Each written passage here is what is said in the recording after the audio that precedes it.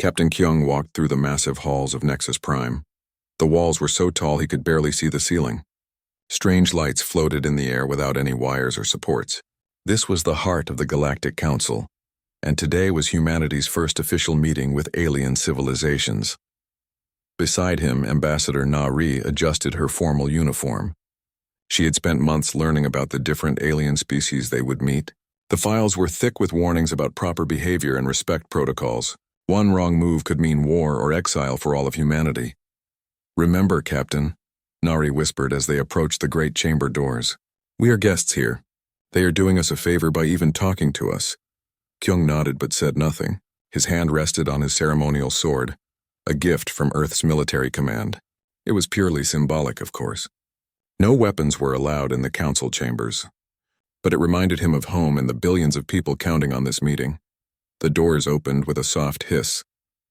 The chamber beyond was enormous, bigger than any stadium on Earth. Floating platforms held representatives from dozens of different species. Some looked like giant lizards with scales that shimmered in the light. Others were insect-like creatures with multiple arms and eyes. A few seemed to be made of pure energy, glowing softly in contained fields. "The humans have arrived," announced a voice that came from everywhere at once. "Please take your assigned platform." A small platform floated down to them. Kyung and Nari stepped on carefully. It rose slowly, carrying them to a spot near the bottom of the chamber. Kyung noticed that all the important-looking aliens were on platforms much higher up. "Welcome, young species," said a large reptilian creature from the highest platform. Its voice was deep and rumbled through the chamber. "I am Velthara, Speaker of the Council. We have reviewed your application for membership." The way it said application made it sound like humanity was asking for charity. "Thank you for this opportunity," Nari replied, her voice steady despite the nervous sweat on her forehead. "Humanity is honored to join the galactic community." A chittering sound came from one of the insect-like aliens. Kyung realized it was laughing. Several other aliens made similar sounds. "Join," said another voice, this one high and musical. "Oh, young ones, you misunderstand. You are not joining anything. You are being adopted." "Adopted?" Nari asked. Velthara's large head moved in what might have been a nod. "Your species is very new to space travel. Very weak, very fragile. We have studied your biological data. You have no natural armor, no claws, no poison, no enhanced strength. You are barely more advanced than the primitive species we keep as pets on our home worlds." Kyung felt his jaw tighten, but he kept his face neutral. Years of military training had taught him to control his emotions. "However," Velthara continued, "the Council believes in protecting young species. We will grant you the lowest level of membership. You will be under our protection and guidance." "What does that mean exactly?" Nari asked. An alien that looked like a walking tree answered. "It means you will stay in your small corner of space. You will not explore beyond the boundaries we set. You will not develop dangerous technologies. You will not interfere in galactic affairs. In return, we will protect you from the many threats in the galaxy." "Threats?" Kyung spoke for the first time. The insect-like alien that had laughed earlier moved closer. Kyung could see its multiple eyes focusing on him. "Oh yes, little human. There are species out there that would eat your entire planet for breakfast. The Void Hunters, for example. They have been terrorizing the galaxy for thousands of years. Your soft little bodies would not last 5 minutes against them.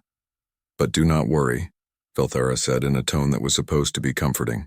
"They will never even know you exist if you follow our rules." Kyung looked around the chamber. Every alien face showed the same expression, pity mixed with condescension. They truly believed humans were helpless children who needed protection. "We appreciate your concern," Nari said carefully, "but humanity has survived many challenges. We are stronger than we might appear." This caused another round of chittering and strange alien laughter. "Stronger," said the tree-like alien. "Young one, we have scanned your military vessels. They are built from primitive metals with simple chemical propulsion. Your weapons are barely more advanced than throwing rocks. A single Council patrol ship could destroy your entire fleet without effort. Your species shows promise for development," Velthara added. "In perhaps 1,000 years, with our guidance, you might reach the level of a minor military power. But for now, you must accept reality." Nari nodded politely, but Kyung saw the flash of anger in her eyes. "And if we refuse this protection?" The chamber fell silent. Several aliens shifted uncomfortably on their platforms. That would be unwise, Velthera said slowly. Young species that refuse guidance rarely survive long in the galaxy. Space is dangerous for those who do not know its rules. I see, Nari said. Then we gratefully accept your offer. Excellent, Velthera rumbled. Your integration packet will be delivered to your ship. It contains maps of your permitted travel zones, lists of approved technologies, and contact information for your assigned council supervisor. Supervisor? Kyung asked. Yes. An experienced species must guide your development. The Zephyrians have volunteered. They specialize in nurturing primitive civilizations. The platform began to lower, taking them back toward the chamber doors. As they descended, Kyung heard the aliens already discussing other business, dismissing humanity as if they were no longer worth attention. Outside the chamber, Nari and Kyung walked in silence until they reached their small ship. Only when they were safely inside with the door sealed did Nari speak. Well, that went exactly as expected, she said, sitting down heavily. Did it? Kyung asked, removing his ceremonial sword and placing it on the table. Of course, Earth Command knew this would happen. Every new species gets the same treatment. We're supposed to be grateful for their protection. Kyung activated the ship's communication system. Captain Kyung to Earth Command. Mission completed. Package delivered as planned. Understood, Captain, came the reply. Return home for debriefing. And Captain, tell Admiral Haijin that the Council bought it completely. They have no idea what's really waiting for them. Nari raised an eyebrow.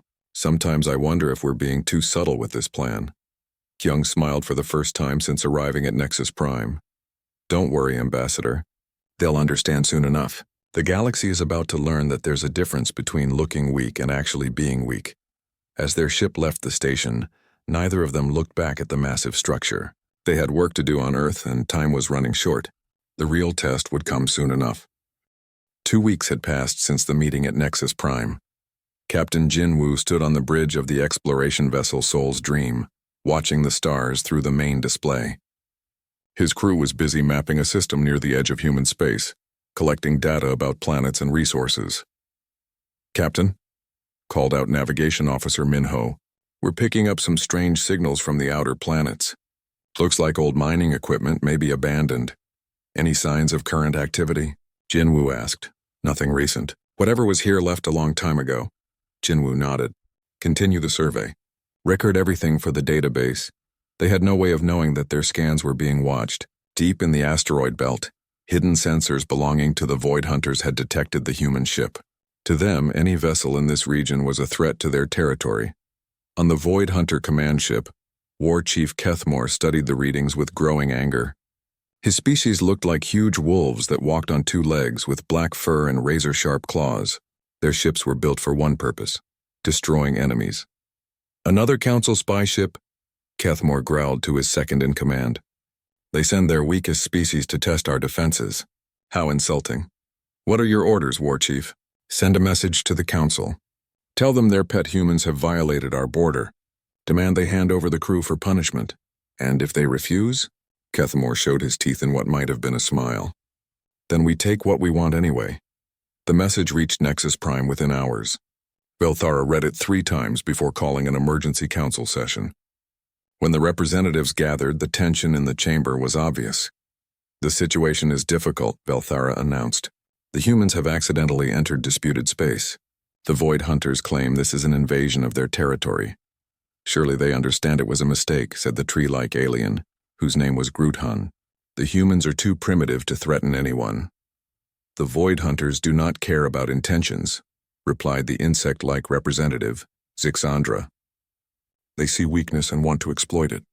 They demand we hand over the human crew for execution. A wave of uncomfortable murmurs swept through the chamber. What do we know about this human ship? Asked another representative. Standard exploration vessel, Zixandra reported. Crew of 43. Basic sensors and minimal weapons. Nothing that could threaten a Void Hunter patrol, much less their main fleet. Velthara was quiet for a long moment. If we refuse their demand, the Void Hunters might attack Council space. They have been looking for an excuse to expand their territory. And if we agree? Asked Gruthan. Then we sacrifice 43 primitive beings to save millions of Council citizens. It is not a pleasant choice, but it is logical. The vote was quick and unanimous.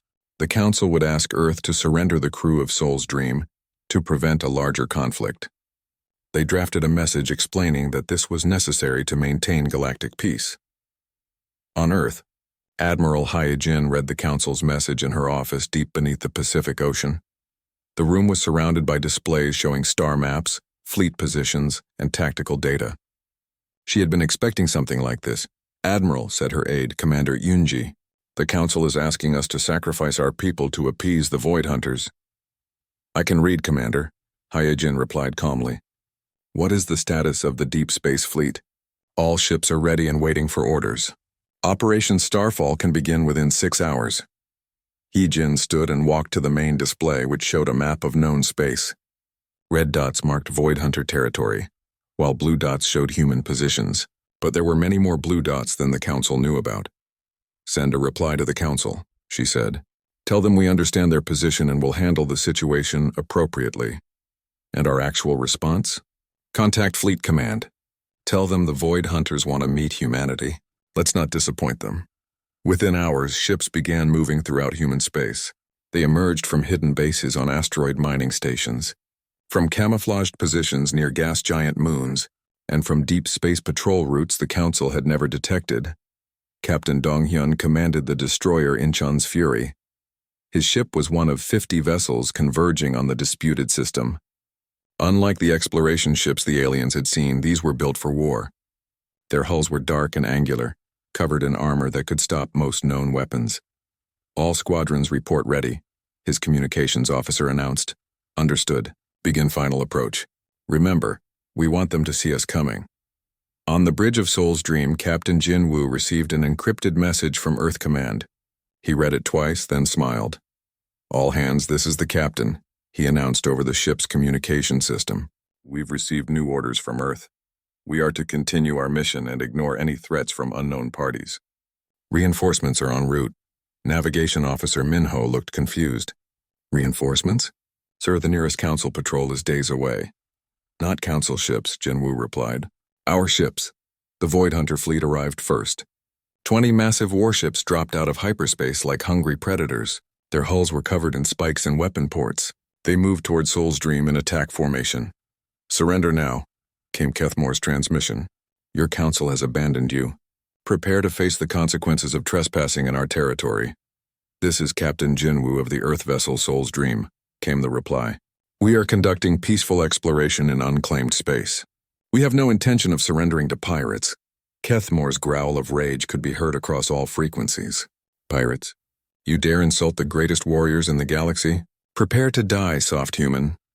The Void Hunter ships powered up their weapons and began to close in. That was when the human fleet arrived. 50 ships dropped out of hyperspace in perfect formation. They were larger than the Void Hunter vessels and moved with precision that seemed impossible for ships of their size. Their arrival was so sudden and coordinated that several Void Hunter captains actually gasped in surprise. "This is Admiral Hyojin of the Earth Defense Force," came a new transmission. "You have threatened human citizens in violation of galactic law. Withdraw immediately or face the consequences." Kethmore stared at the display showing the human fleet. The ships were unlike anything in the Council database. They had clean lines and smooth hulls that seemed to absorb sensor scans. Their weapon systems were completely unknown. "Impossible," he whispered. "The Council said they were primitives." "War Chief," his tactical officer reported, "I'm reading energy signatures unlike anything in our database. Their power systems are massive." "They are bluffing," Kethmore decided. 50 ships against 20. We have faced worse odds. All vessels attack formation. Show these humans what real warriors can do." The Void Hunter fleet spread out and began charging their weapons. Their ships were designed to cause fear, with jagged edges and threatening shapes. They had terrorized the galaxy for centuries using exactly this kind of intimidation. But as they moved into attack position, the human ships simply waited. They hung in space like patient predators, their weapons powered but not yet aimed. There was something deeply unsettling about their stillness. "Admiral," reported Captain Dong-hyun from Incheon's Fury, "the Void Hunters are moving to attack formation. Permission to engage?" "Granted," Admiral Hyojin replied from her flagship. "Show them what happens when someone threatens Earth's children." The space battle that followed would be remembered in galactic history for exactly 47 seconds. That was how long it took for the human fleet to completely destroy the Void Hunter force. When the weapons stopped firing, there was nothing left of Kethmore's fleet except debris and radiation. The human ships had moved so fast and struck so hard that most of the Void Hunters never even had time to return fire. Captain Jinwoo watched from Soul's Dream as the rescue boats from the human fleet collected escape pods. Even in victory, the humans followed their rules about saving survivors. "Captain," Minho said quietly, "those ships, they're nothing like what we showed the Council." "No," Jinwoo agreed, "they're not. And now the galaxy is going to learn the difference between what we show them and what we actually have." The battle was over, but the real war was just beginning. News of the battle spread across the galaxy within hours. On Nexus Prime, the Galactic Council chamber was in chaos. Representatives from dozens of species shouted and argued, while emergency displays showed the aftermath of the fight. "Impossible," Felthara roared, his massive reptilian form shaking with rage. "The humans destroyed an entire Void Hunter fleet in less than a minute. Our data said they were primitives." Sixandra's multiple eyes focused on the tactical recordings. "These ships, they do not match any designs in our database. Look at their movement patterns. No species in the galaxy can coordinate that precisely." On the main display, they watched the battle footage for the 10th time. The human ships had moved like dancers, each one knowing exactly where the others would be. Their weapons fired in perfect sequence, creating overlapping fields of destruction that gave the Void Hunters no chance to escape. "Where did they get these ships?" demanded Grutan. 3 months ago, they showed us vessels made of primitive metal. These are completely different." "They lied to us," whispered another representative. "They made us think they were weak." Admiral Hyejin stood on the bridge of her flagship, Busan's Wrath. Around her, the crew worked quietly at their stations. The ship was twice the size of anything the Council had ever built, but it moved through space like a hunting shark. "Admiral," reported Captain Sang-woo from the communications station, "we're receiving transmissions from across the galaxy. Every major power wants to know who we are and where we came from." "Let them wonder," Hyejin replied. "What about the Void Hunter survivors?" "Interrogated and released as per your orders. They're spreading word about what happened here." "Good. Fear is a useful tool when used correctly." Lieutenant Yuna, the fleet's best pilot, approached with a data pad. "Admiral, reconnaissance shows 3 more Void Hunter fleets moving toward this system. They're coming to avenge their lost ships." Hyejin studied the tactical display. Red dots showed enemy positions while blue dots marked her own forces. The Void Hunters were bringing everything they had, over 200 ships spread across 3 fleets. "They're making a mistake," she said calmly. "They think this is about revenge or territory. They don't understand what this is really about." "What is it about, Admiral?" asked Sang-woo, a lesson. "The galaxy needs to learn that humanity is not what it appears to be." The first Void Hunter reinforcement fleet arrived 2 days later. It was led by War Chief Grakth, Kethmore's older brother. His flagship was a massive dreadnought covered in spike-covered armor and bristling with weapons. Behind him came 60 smaller ships, all eager for battle. "Humans," Grakth's voice boomed across all frequencies. "You killed my brother and destroyed his fleet. I have come to return the favor. Surrender now and I will make your deaths quick." The human response came from a young woman's voice, calm and professional. "This is Admiral Hyejin of the Earth Defense Force. You are in violation of human space. Leave immediately or be destroyed." Grakth's laughter was like grinding metal. "Little female, do you see my fleet? 60 ships against your 12. We will tear you apart. 12? Hyejin sounded genuinely confused. "Who said anything about 12? That was when the rest of the human fleet appeared. Ships dropped out of hyperspace all around the Void Hunter formation. They came from above, below, and all sides, appearing so suddenly that several Void Hunter vessels nearly collided trying to avoid them. In seconds, the humans had surrounded the enemy fleet completely. How many ships do you count now?" Hyejin asked. Grakth stared at his displays in disbelief. Sensors showed over 100 human vessels and more were still arriving. They hung in space like a steel trap, perfectly positioned to prevent any escape. "Impossible," he whispered. "Where did they all come from?" "We've been watching you for 3 days," came the reply. "Did you really think we would fight fair? Humans learned a long time ago that honor is less important than victory." The battle that followed was not really a battle at all. It was a demonstration of superior technology and tactics. The human ships moved in patterns that seemed to defy physics, appearing in one place and instantly shifting to another. Their weapons struck with surgical precision, disabling enemy ships without destroying them completely. Engineer Mi Young watched from her station aboard Busan's Wrath. "Admiral, enemy fleet is completely disabled. No casualties on our side." "Excellent. Signal the rescue ships to collect survivors." Gracketh found himself trapped on his crippled flagship, watching as human medical ships approached to help his wounded crew. It made no sense. In Void Hunter culture, defeated enemies were left to die. But these humans were actually saving lives. Why? He transmitted to the human admiral. "Why spare us?" "Because we're not like you," Hyojin replied. "We don't kill for pleasure. We fight to protect what matters to us." As the survivors were collected, the second Void Hunter fleet arrived. This one was even larger. 80 ships led by the Void Hunter High Command's most experienced war chief. But they stopped just outside weapons range when they saw the wreckage of Gracketh's fleet. "This is War Chief Zethkar," came the transmission. "I demand to speak with your leader." "You're speaking to her," Hyojin replied. "You are female?" "Impossible. No female leads warriors." "Another mistake in your thinking. Admiral Hyojin, Earth Defense Force. State your business." Zethkar studied the tactical display. His sensors showed the complete destruction of 2 Void Hunter fleets, but he also noticed something strange. The human ships were barely damaged. A few had minor scratches from debris, but none showed serious battle damage. "How?" he asked. "How did you defeat us so easily?" "You fight like animals," Hyojin replied. "All aggression and no thought. You assume that being scary is the same as being effective. You've spent so long terrorizing weaker species that you forgot how to fight real opponents." "Real opponents?" "Species that can think, plan, adapt. You see, War Chief, humans have been fighting each other for thousands of years. We learned to defeat enemies just as smart and creative as ourselves. Fighting you is almost easy by comparison." The third fleet arrived while they were talking. Now the space around the human force was filled with Void Hunter ships, over 200 vessels in total. It should have been overwhelming odds, but somehow the humans didn't seem worried.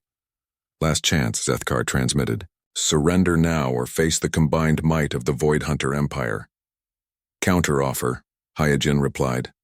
"Leave this system and never return.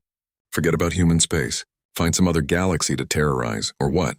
Or we show you what human weapons can really do." The displays throughout the human fleet suddenly lit up with new contacts. Ships began appearing everywhere, not dozens, but hundreds.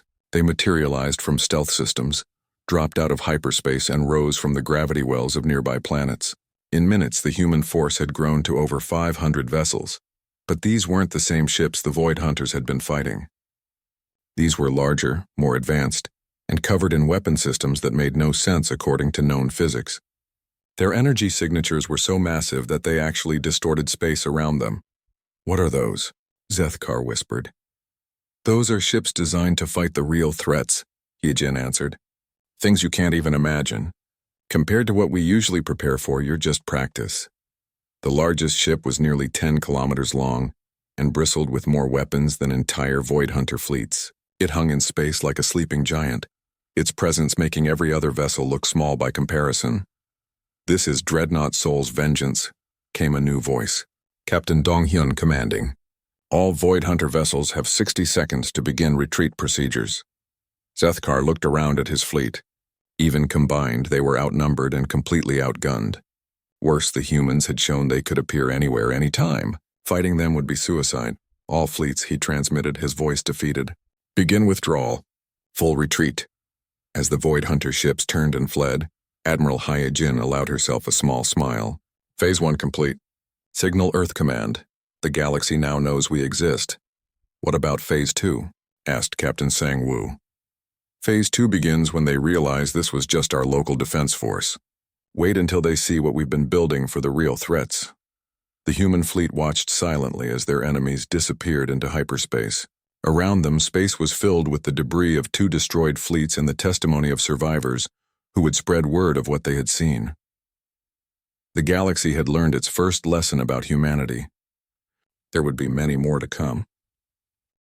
The retreat of the Void Hunter fleet should have been the end of the conflict. In any normal war, Both sides would have pulled back to lick their wounds and plan their next moves. But this was not a normal war, and humans were not a normal enemy. War Chief Zethkar's flagship limped through hyperspace, its engines damaged from the hasty retreat. Around him, the survivors of 3 fleets struggled to understand what had happened. "Report," Zethkar growled to his communications officer. "We lost contact with the 2nd and 4th assault groups. The humans destroyed them completely. Total casualties are over 8,000 ships and crew." 8,000? Zethkar's claws dug deep gouges in his command chair. "How many humans did we kill?" "According to our scans, none, War Chief. They rescued all survivors, even our own wounded." The bridge fell silent. In Void Hunter culture, showing mercy to enemies was seen as weakness. But somehow when humans did it, it felt more like a threat. "They're playing with us," whispered the tactical officer. "They could have killed us all, but they chose not to. Why?" Before Zethkar could answer, alarms began blaring throughout the ship. The navigation officer stared at his displays in disbelief. "War Chief, human ships are dropping out of hyperspace all around us." On the main screen, sleek human vessels appeared from nowhere. They moved into perfect attack formations, surrounding the fleeing Void Hunter fleet with mathematical precision. "How?" Zethkar demanded. "How did they follow us through hyperspace?" His answer came in the form of a transmission from Admiral Hyejin. "War Chief Zethkar, this is Admiral Hyejin. Did you really think we would let you leave?" "We retreated." "The battle is over." "The battle is over when we say it's over. You came to human space to kill our people. That requires a response."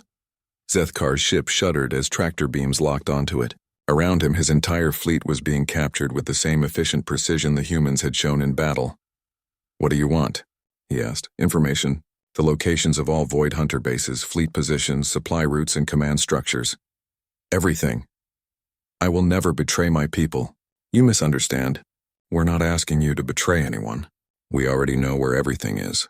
We're giving you a chance to surrender peacefully." To prove her point, detailed star maps appeared on every Void Hunter screen. They showed secret bases that had been hidden for centuries, supply routes known only to high command, and fleet positions that were supposed to be classified. "Impossible," Zethkar whispered. "These locations are state secrets." "Humans have been watching you for 20 years, came the reply. "We know about your hidden shipyards in the Kronos Nebula. We know about your slave camps on Zerion Prime. We know about the tribute fleets you send to terrorize peaceful worlds."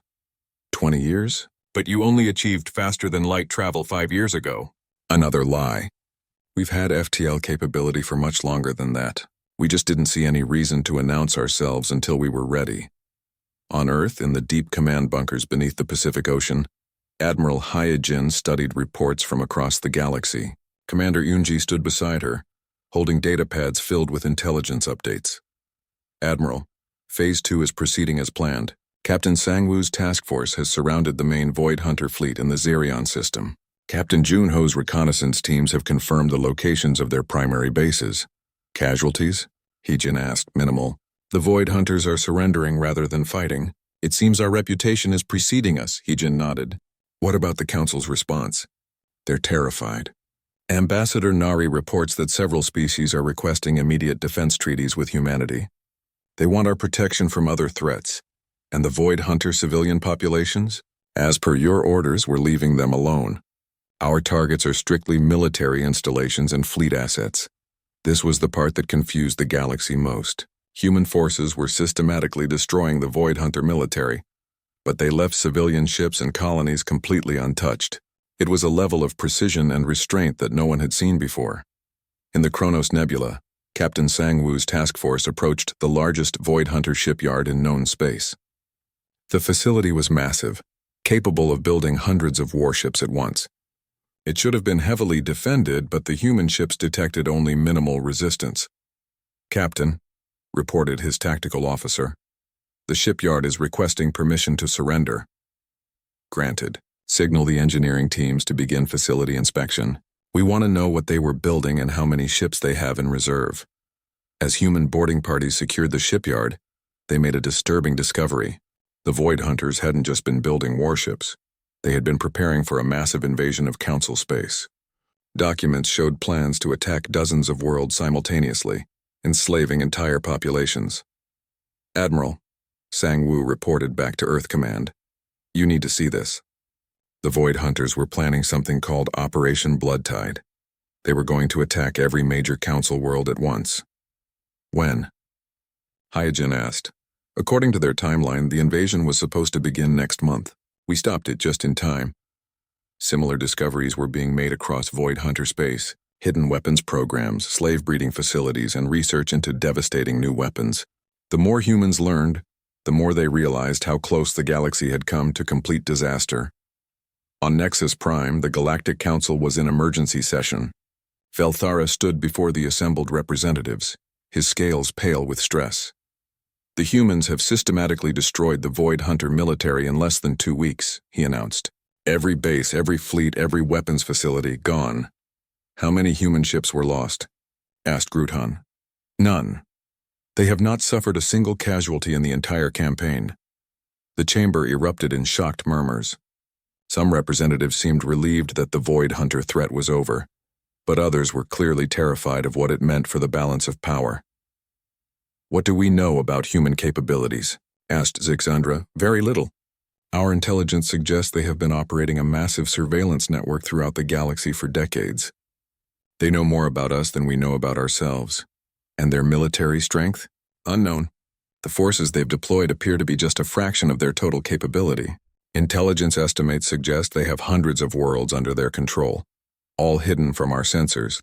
The truth was even more shocking than the Council imagined. Humanity had been preparing for galactic-scale threats for over a century. They had built fleets capable of fighting wars across multiple galaxies, developed weapons that could crack planets, and created defensive systems that made their space nearly impregnable. But they had also learned restraint. The same intelligence that made them deadly in war also made them cautious about using that deadliness. They fought only when necessary, and only against those who threatened innocent lives. Captain Donghyun's destroyer squadron cornered the last Void Hunter fleet near the edge of their territory. War Chief Krakvel, the supreme commander of all Void Hunter forces, found himself facing 12 human ships with his remaining 300 vessels. This is Admiral Hyojin, came the transmission. War Chief Krakvel, your military is finished. Your bases are captured, your fleets are destroyed, and your invasion plans are in our hands. You have one choice: surrender unconditionally or be destroyed. Krakvel looked around at his bridge crew. They were the finest warriors in Void Hunter history, but their eyes showed only defeat and exhaustion. What guarantee do we have that you will not execute us? He asked. The same guarantee we've given every other prisoner. Fair treatment according to galactic law. We're not interested in revenge, only in stopping the threat you represent. And if we surrender, your military officers will be tried for their crimes. Your civilian population will be allowed to choose their own government. Your worlds will be monitored to ensure they remain peaceful. It was more mercy than the Void Hunters had ever shown their own victims. Krakvel made his decision. All Void Hunter vessels, this is Supreme War Chief Krakvel. Lower your weapons and prepare for surrender. As the last Void Hunter fleet powered down their weapons, Admiral Hyojin allowed herself a moment of satisfaction. The galaxy's greatest threat had been eliminated in less than 3 weeks, with minimal casualties and maximum precision. Admiral, reported Commander Yunji from Earth Command. All objectives achieved. The Void Hunter military no longer exists as an organized force. Understood. Begin Phase 3. What's Phase 3? Now we find out what the real threats are. The ones that made us build all these ships in the first place. The hunt was over, but the galaxy was about to learn that the Void Hunters had been just the beginning of humanity's concerns.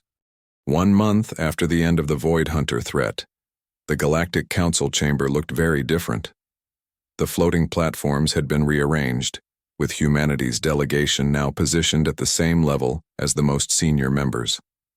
Ambassador, Nari sat beside Captain Kyung, both wearing expressions of polite attention as the council debated their new status. The motion before us is clear, announced Velthara, though his voice lacked its former authority. We propose to grant humanity immediate elevation to Tier 1 status, with full voting rights and military command privileges. The chamber was unusually quiet. 3 months ago, these same representatives had laughed at the idea of humans as anything more than protected pets. Now they spoke in whispers and avoided direct eye contact with the human delegation. Tier 1 status seems insufficient, said Gruthan carefully. Perhaps we should consider creating a new classification. What are you suggesting? Asked Zixandra. Protector status. A designation for species capable of defending not just themselves, but others as well. Several representatives shifted uncomfortably.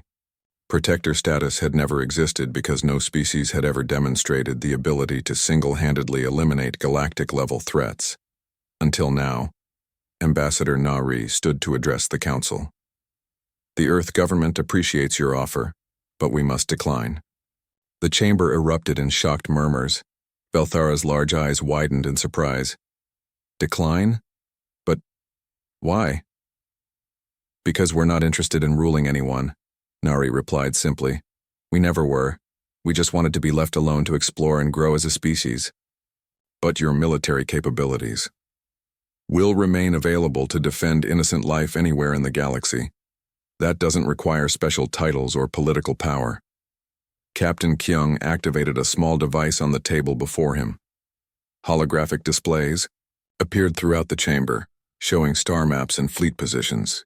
What you see here, he said, represents less than 10% of Earth's actual military capacity. The ships that eliminated the Void Hunter threat were drawn from our local defense forces. The displays showed hundreds of star systems, each containing massive industrial complexes and fleets of ships that dwarfed anything the Council had ever imagined.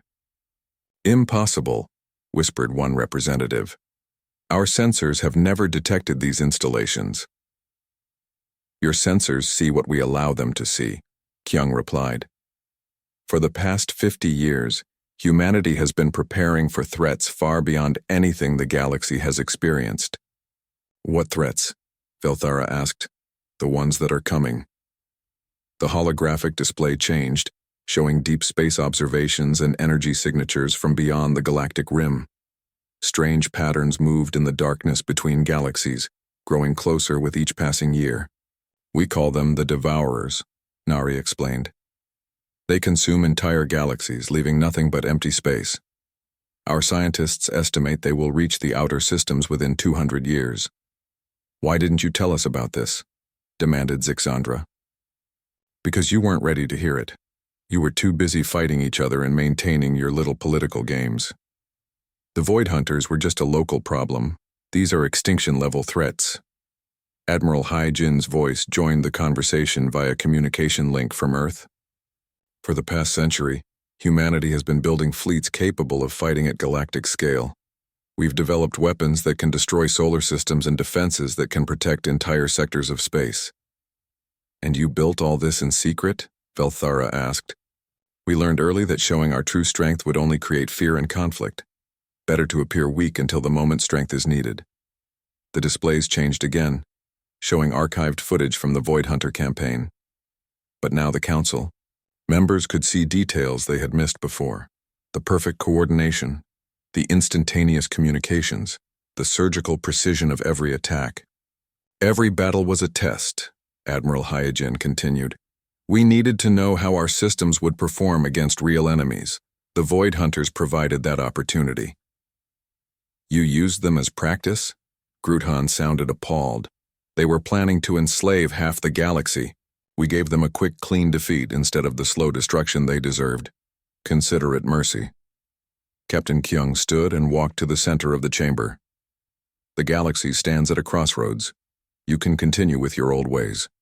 Territorial, disputes, political maneuvering, treating military power as a tool for conquest. Or you can join us in preparing for what's really coming. Join you how? Asked a representative from the Outer Rim territories. Research sharing, resource coordination, military training. When the Devourers arrive, we'll need every ship, every weapon, every trained crew member we can get. Ambassador Nari activated another display. These are the minimum requirements for effective defense against Devourer forces. As you can see, no single species currently meets these standards. The technical specifications were staggering. Ships larger than cities, weapons powered by controlled stellar collapse, defensive systems that required the industrial output of entire star systems. The scale was beyond anything the Council had ever contemplated. How do you know all this? Belthara asked quietly. Because we've fought them before, Nari replied. Not us personally, but our predecessors. The ancients who built the ruins you found throughout the galaxy. They were human colonies from our first expansion. The Devourers destroyed them 12 million years ago. The chamber fell completely silent. Ancient ruins were scattered across the galaxy, the remains of a civilization so advanced that modern science could barely understand their technology. The idea that humans were connected to them was impossible to accept. You're saying humans have been spacefaring for millions of years? Zixandra asked. Earth is not our original homeworld, Captain Kyung explained. We're refugees, the last survivors of a much larger civilization. We've spent the past 12 million years preparing for the Devourer's return. And now they're coming back, Nari added. But this time we're ready for them. The holographic displays showed the true scope of human preparation. Hidden across the galaxy were weapons platforms capable of destroying entire fleets, manufacturing, centers that could build thousands of ships per day, and research stations developing technologies beyond current understanding. The choice is yours, Admiral Hyojin's voice said. Work with us to prepare for the real threat or continue your petty conflicts until the Devourers arrive to settle them permanently. Belthara looked around the chamber at his fellow representatives. They all showed the same expression, shock mixed with dawning understanding. What would you need from us? He asked finally. Everything, Nari replied honestly.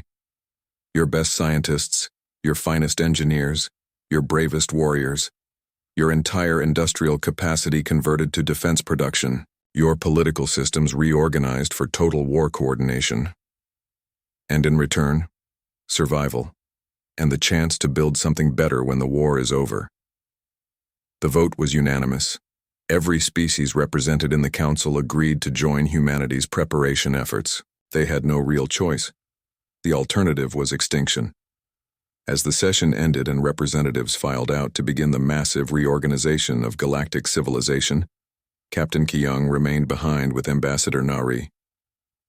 Do you think they're ready for the truth? He asked quietly. Which truth? That the Devourers are just the advanced scouts? That the real threat is still coming? Or that we're not actually sure we can win this time? Any of it. Nari looked out through the chamber's massive windows at the stars beyond. They'll be ready when they need to be. Humans always are. And if we're wrong, if our preparations aren't enough, then we'll do what humans have always done. We'll adapt, we'll fight, and we'll find a way to survive. It's what we're good at. Deep in space, beyond the edge of the galaxy, ancient sensors detected the movement of the Galactic Council fleets as they began their transformation from a loose confederation into a unified defense force. The Watchers in the darkness noted this development and adjusted their own plans accordingly. The galaxy had learned to work together, but they still had no idea what was really coming for them. That was probably for the best. Some truths were too terrifying to bear until the moment they became unavoidable. For now, it was enough that the galaxy was finally taking the first steps toward being ready. Whether those steps would be enough, that remained to be seen. Humanity had bought themselves and their new allies time to prepare. What they did with that time would determine whether anyone survived to see the dawn of a new age. The real war was still coming,